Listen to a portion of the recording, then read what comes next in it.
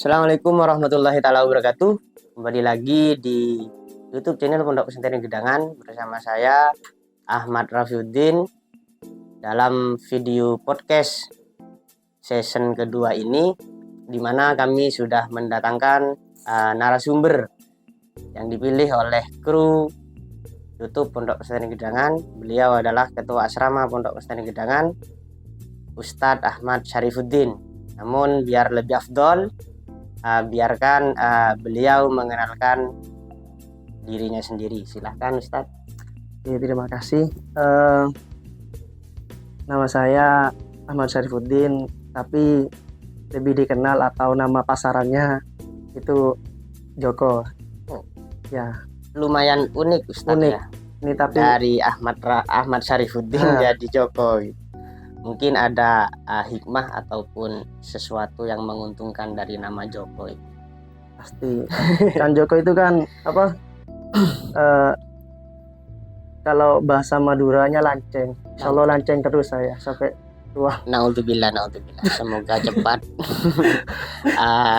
menyusul yang lain untuk melakukan sunnah Nabi yang begitu nikmat. Baik Ustadz, terima kasih sudah memenuhi undangan kami untuk podcast di kesempatan kali ini. Kami sengaja mengundang sampean untuk menanyakan seputar asrama Pondok Pesantren Gedangan, ataupun nanti bisa kemudian dijawab pertanyaan-pertanyaan kami terkait Pondok Pesantren Gedangan. Karena di Pondok Pesantren Gedangan ini kan pengurusnya beda Ustadz, antara Pondok Asrama Banat dan Banin. Kan? Jadi tidak apa-apa nanti saya tanya seputar Asrama Banin ya, Asrama Putra biasanya Asrama Putra sebutannya. Mungkin semua santri, bahkan sebagian banyak alumni kan sudah mengetahui Ustadz bahwa Pondok Pesantren Gedangan ini berdiri sejak tahun 1933 ataupun 1933, yang pada saat itu masih melaksanakan pendidikan Al-Quran di musola-musola kecil atau yang dikenal oleh orang Madura itu langker, tempat ngaji Al-Quran. Namun sebelum ke sana Ustadz, sampian selaku ketua asrama, bagaimana perasaan sampian diangkat sebagai ketua asrama? Bahagia tapi susah ya. Berbicara bahagia karena mengingat ini merupakan kepercayaan yang tidak akan kami dapatkan lagi kecuali sekarang, karena ini salah satu momen saya untuk mengabdi kepada pondok pesantren, dan yang tentunya insya Allah kan bagaimana istilah ataupun jargon imtihan kemarin itu. Jadi ngereng afekte elebennya tre. Ini mungkin yang menjadi salah satu motivasi saya untuk bahagia. Namun susahnya karena ini adalah amanah. Berat sekali ya. Kalau saya pun berbicara ketua asrama ini lebih berat daripada menjadi ketua-ketua yang lain, karena mengurusi anak yang sangat banyak dan ruwet.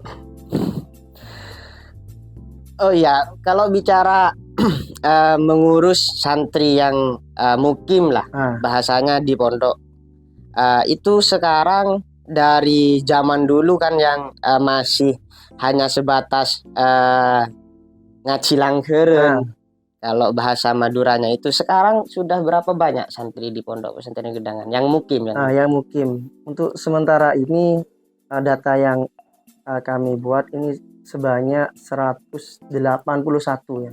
180. Dengan santri baru sekitar 24. Ya. 24 ini sebetulnya kalau dihitung sedikit ya, karena mungkin faktornya kan sekolah-sekolah SD itu kan masih akhir ya wisudanya, mungkin nunggu ini bagian alumni dan wali santri untuk memondokkan anaknya, karena memang sebetulnya sudah banyak isu ini mau mondok, tapi sampai sekarang masih belum mondok. Ya, masih nunggu sudah. Karena memang ada jarak antara mulainya kegiatan di Pondok Pesantren Gedangan dengan sekolah-sekolah umum kalau bahasa orang-orang itu. Baik, bicara tentang amanah yang sangat besar tadi yang disampaikan oleh sampean itu, mungkin dari kepengurusannya sampean ini kan yang dirasa berat itu selain mengemban amanah juga bagaimana kemudian mencetak santri yang baik dengan beberapa program ataupun kegiatan di Pondok Pesantren Gedangan. Namun sebelumnya adakah peraturan-peraturan yang sudah disiapkan oleh sampean sebagai ketua asrama di Pondok Pesantren Gedangan? Berarti bicara bicara grand planning ke depannya. Ya. Dari aturan terus harapannya itu apa gitu. Kalau berbicara peraturan, tentunya sebagaimana mestinya pondok pesantren di luar sana ya. Ya misal seperti batas-batas santri. Kalau di sini itu batas santrinya kalau untuk utara ini kan ada Kopontren ya. Kalau untuk sebelah selatan ini ada warungnya yang dikenal warungnya Ibu Masruah. Ya. Jadi santri hanya boleh keluar dari kawasan pondok sampai batas-batas yang sudah ditentukan. Namun ini bukan karena sering ada himbauan dari beliau Kabag Mahadiyah ini, jaga santri jangan sampai berkeliaran di pondok karena ini bahaya, khawatir terjadi kecelakaan pun nanti kan santri kalau di luar kan gak enak kelihatannya gitu. Dan itu sudah menjadi tanggung jawab bersama pihak pondok pesantren termasuk sampean selaku ketua asrama. Oke. Kalau selain itu peraturannya mungkin ya untuk peraturan ke depan ya. Kalau saya sekarang ini kan lebih kepada karena sudah saya dapatkan barisan dengan pengurus-pengurus di bawah. Ya. Ini kan dari beberapa planning ini banyak yang lebih kepada takorub ilallah. Takorub ilallah. Kemudian ada satu usulan dari beberapa guru. Ini bagaimana pondok pesantren Gedangan ini betul-betul bersih.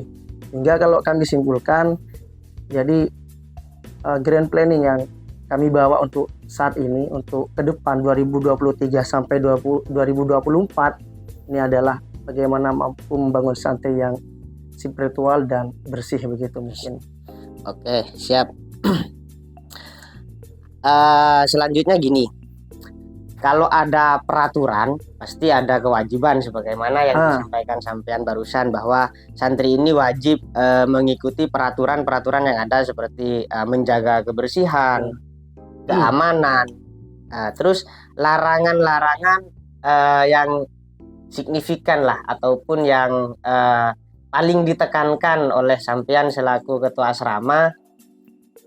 Sekiranya itu tidak mengganggu konsentrasi santri untuk belajar, halaqah dan lain sebagainya. Kalau saya pribadi lebih kepada ini aturan yang tentunya bukan hanya melanggar ma'had ya, tapi juga melanggar syarak, yaitu berpacaran. Ini lawan ini Mas. Lawan banget ini. Karena khawatir Mas kalau sudah berpacaran maka konsentrasi belajar ini akan terganggu. Siap. Ya sebagaimana mungkin sudah dijelaskan bahwa manusia ini kan memiliki satu hati yang hanya bisa fokus terhadap satu objek. Ya. Jadi kalau berpacaran secara otomatis fokusnya pun akan berpindah. Selain itu mungkin lebih kepada ketika bermain HP ya tentunya ini sudah sangat biasa ya, artinya pondok manapun dilarang santri untuk membawa HP. Artinya yang bersifat elektronik lah. Elektronik. Karena memang pengaruhnya sangat luar biasa.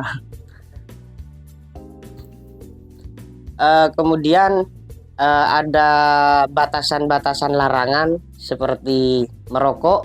Oh ya, kalau merokok itu ini kan himbauan ya, sebetulnya kalau cita-cita daripada pengurus ini bagaimana rokok ini tidak diperbolehkan dalam semua jenjang dari ibtidaiyah, sanawiyah sampai aliyah.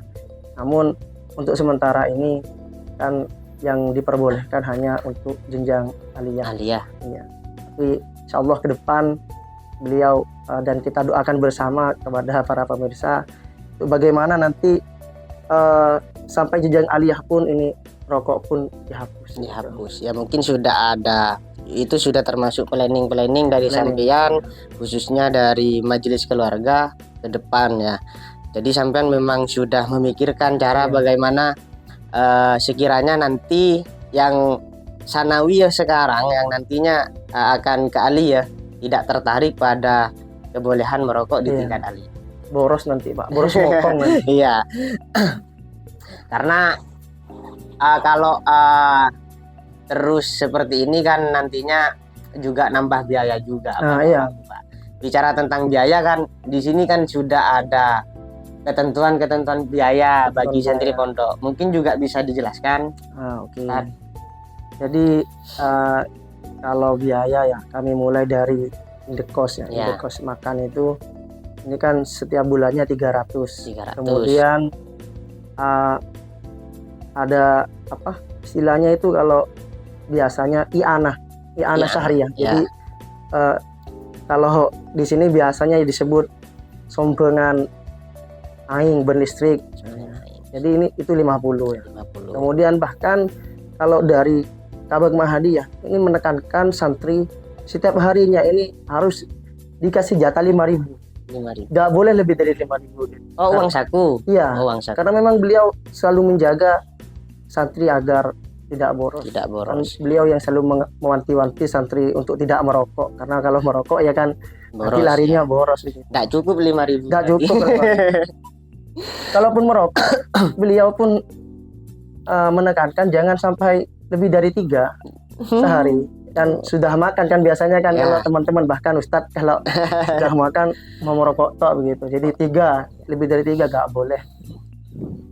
Jadi beliau saat ini sudah mulai memberi himbauan kalau memang belum bisa berhenti merokok ya setidaknya merokok pas setelah makan saja gitu.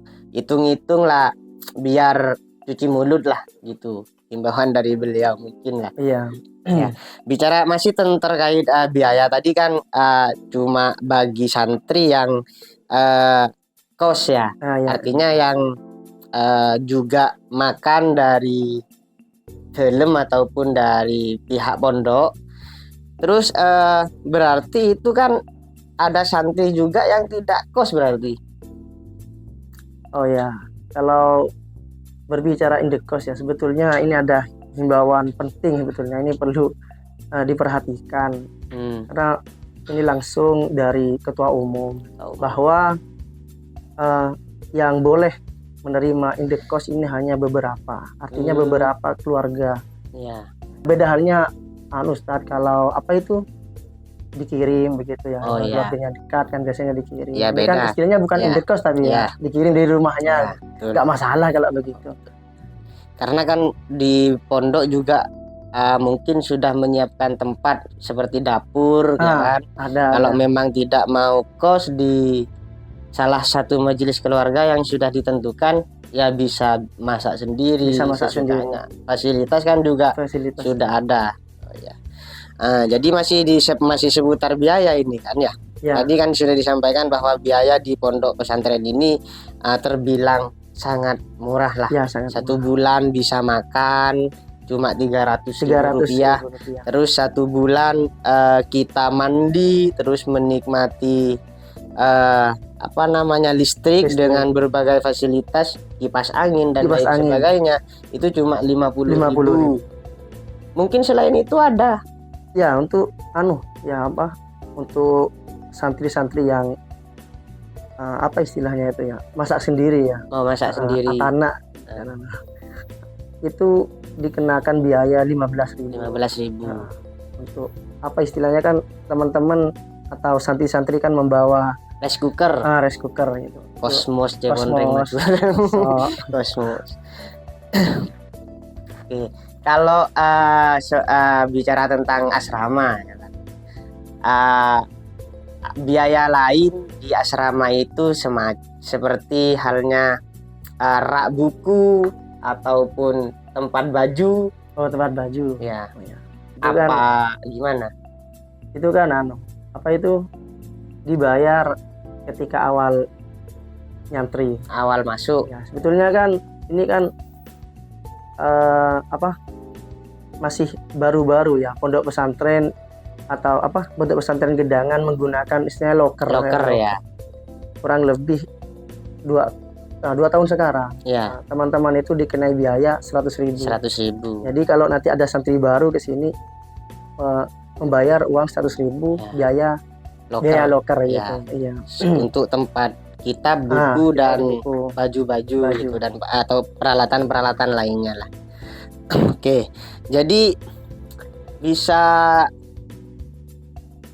beban bagi wali santri itu terkait biaya. Ya bahasanya mungkin lah beban lah, ataupun biaya yang harus dikeluarkan setiap bulan itu ya untuk yang ngekos paling lah sekitar 350. Iya.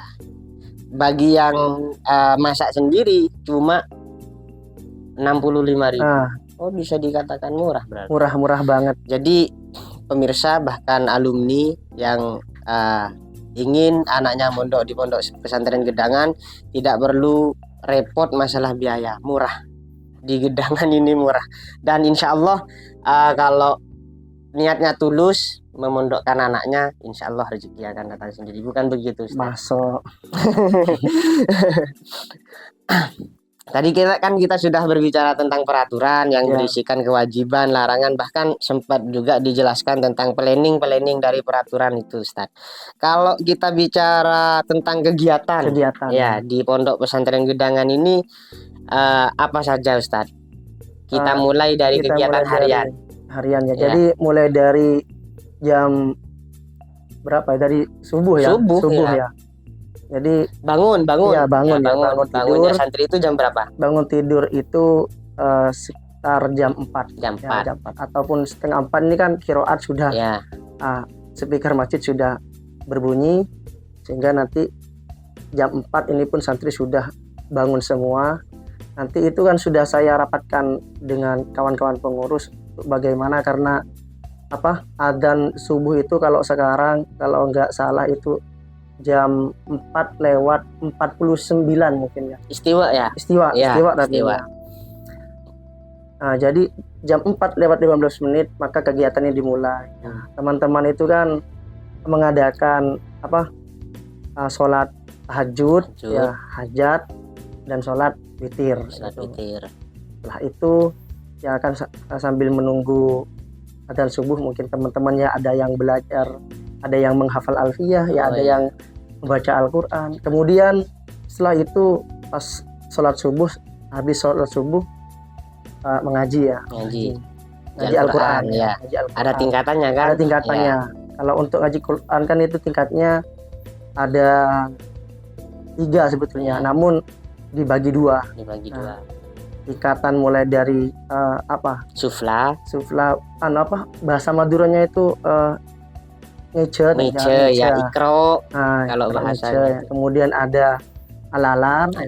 Kemudian ada tingkatan yang tertinggi ini ngaji bahasanya ya. Jadi yang ngelalar sama yang ngece ini biasanya kalau subuh ya ada di dalam, kemudian yang ngaji ada di luar. Kemudian setelah ngaji subuh sekitar jam 6:30 istiwa. Ini ada bel menandakan bahwa ngaji kitab sudah dimulai. Ngaji kitab ini langsung ketua umum yang kitab apa yang dibahas? Kitab Al-Matnus Syarif karangan Syekhona Khalil Bangkalan. Kemudian setelah itu sekitar sampai jam 7 teman-teman melakukan sholat duha. Setelah itu mandi dan berangkat sekolah. Berangkat sekolah dari jam 7:30 sampai jam 12. Setelah jam 12 berjemaah bersama, yang mukim dan yang ghairu mukim Ya. gitu ya. Sudah diwajibkan ya. Diwajibkan sholat duhur bersama. Kemudian setelah sholat duhur ini santri-santri pun dikasih waktu untuk istirahat. Montok sampai asar dibangunin untuk sholat berjemaah ya. Kemudian setelah berjemaah asar, biasanya ketika berjemaah asar itu ada pembacaan sholawat nariyah yang langsung dipimpin oleh imam, yaitu Haji Ma'ali ya. Sekitar 15 gitu setiap santri. Kemudian setelah asar ini ada ngaji kitab untuk bagian sanawiyah dan aliyah. Tadi kan setelah pagi untuk ibtidaiyah itu hitungnya. Ibtidaiyah, kemudian setelah asar ini aliyah, sanawiyah dan aliyah. Kitabnya adalah Fathul Mu'in. Ini mungkin dari dulu sudah. Kalau kitab Matnu Syarif ini baru. Kalau dulu biasanya Safina, Sulam begitu. Sekarang Matnu Syarif. Tapi tentu isinya sama kok. Saya sempat melihat sama. Kegiatan itu kan sampai malam.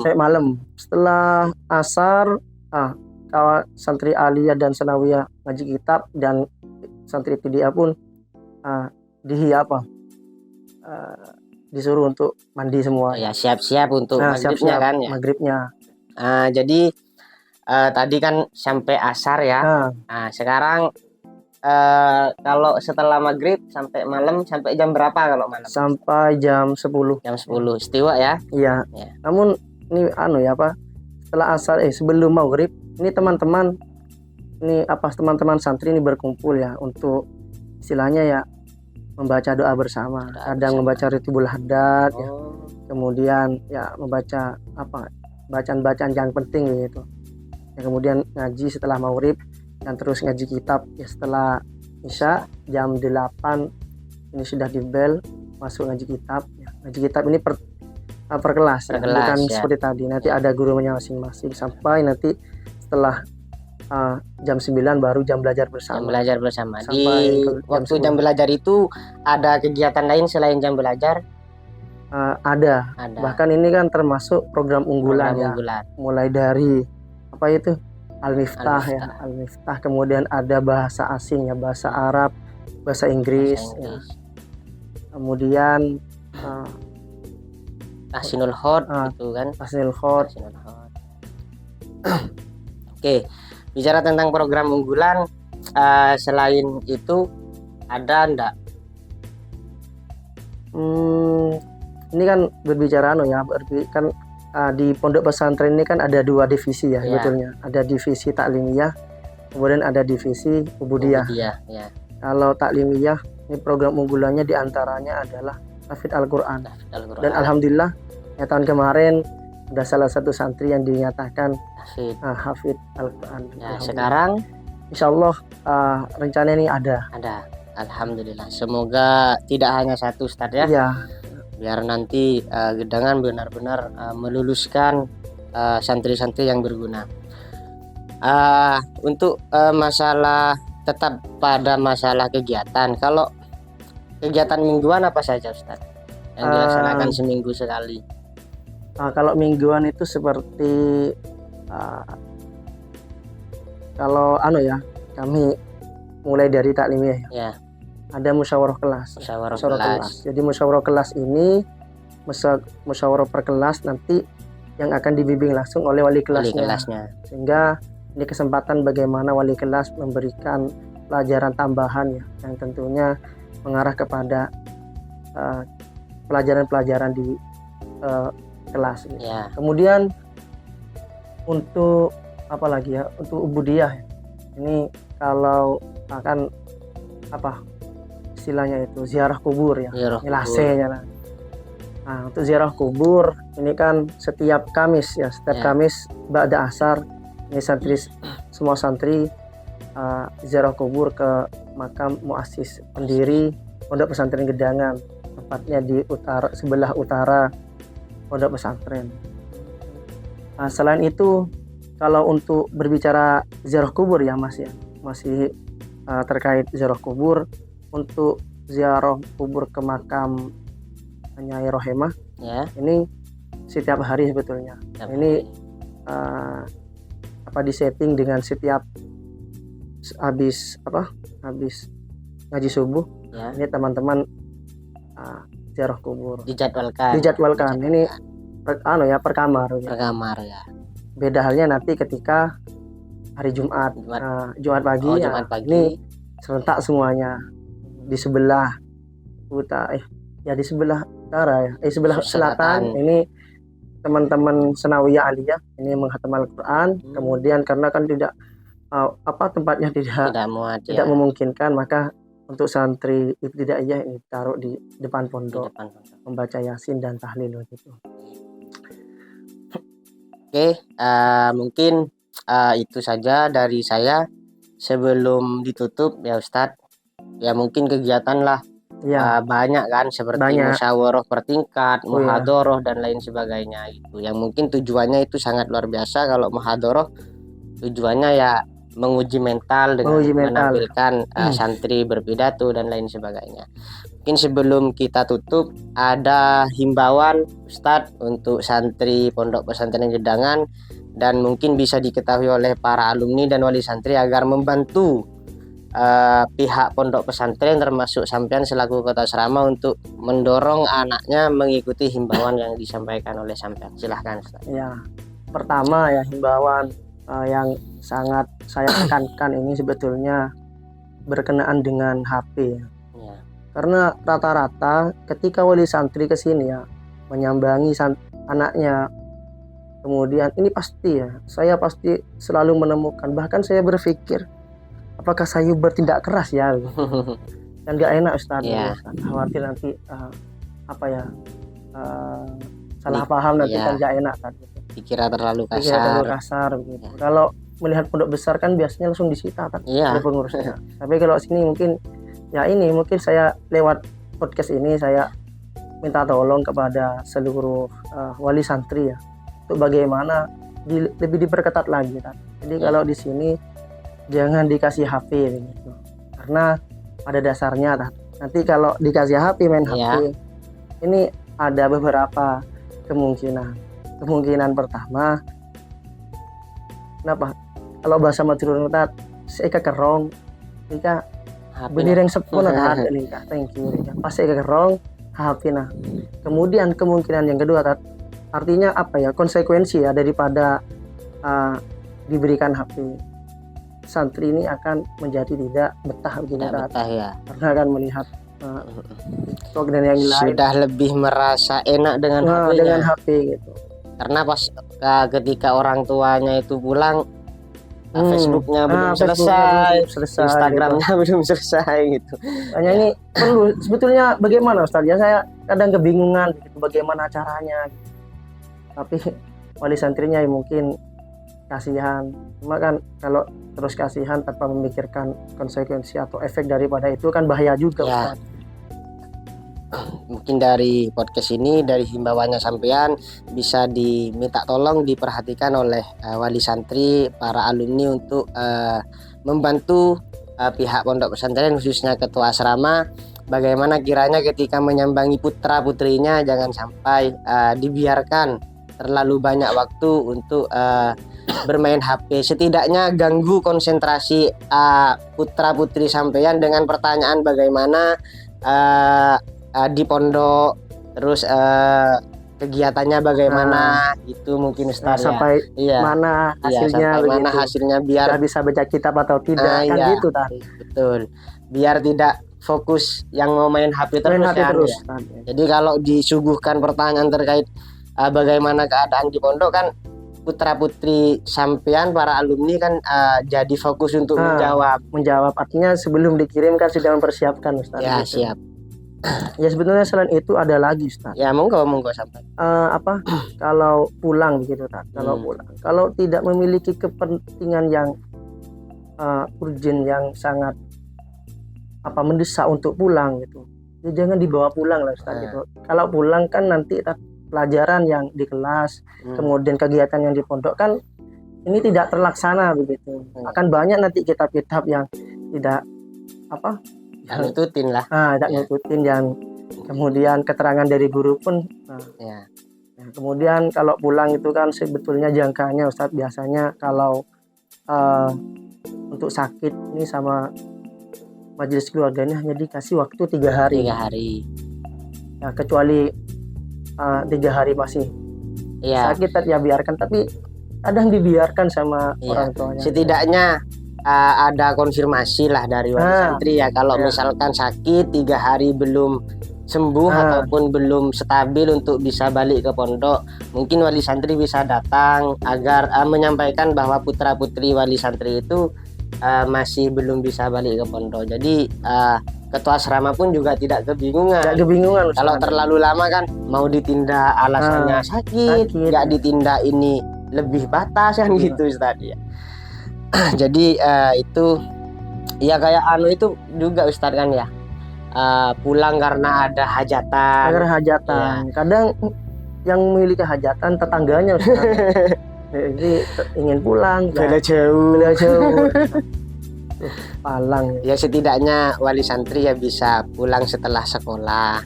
Jadi besoknya kalau memang tidak begitu dibutuhkan, suruh anaknya untuk sekolah. Kalau acaranya belum selesai setelah sekolah bisa pulang lagi. Ya intinya batasannya yang diatur oleh Pondok Pesantren Gedangan cuma 3 hari. 3 hari. Ini untuk sakit Ustaz. Ya kalau hajatan seperti 40 harinya mbahnya, 40 harinya siapa? Ya intinya keluarganya. Ya, 1 hari Ustaz. Iya, kalau bisa konjangan itu ya pulang Ustaz. Oke, terima kasih Ustadz. Sekali lagi terima kasih sudah menghadiri undangan kami. Dan sebelum saya tutup, himbauan tersebut mohon diperhatikan oleh wali santri dan mohon dukungannya untuk kemajuan Pondok Pesantren Gedangan. Terima kasih disampaikan. Semoga adanya penjelasan terkait Pondok Pesantren Gedangan ini bisa menarik minat para alumni khususnya dan secara umum pada pemirsa YouTube Pondok Pesantren Gedangan untuk memondokkan putra putrinya ke Pondok Pesantren Gedangan. Demikian dari kami, kurang lebihnya mohon maaf. Wallahul muwaffiq ila aqwamit thoriq. Wassalamualaikum warahmatullahi wabarakatuh. Waalaikumsalam warahmatullahi wabarakatuh.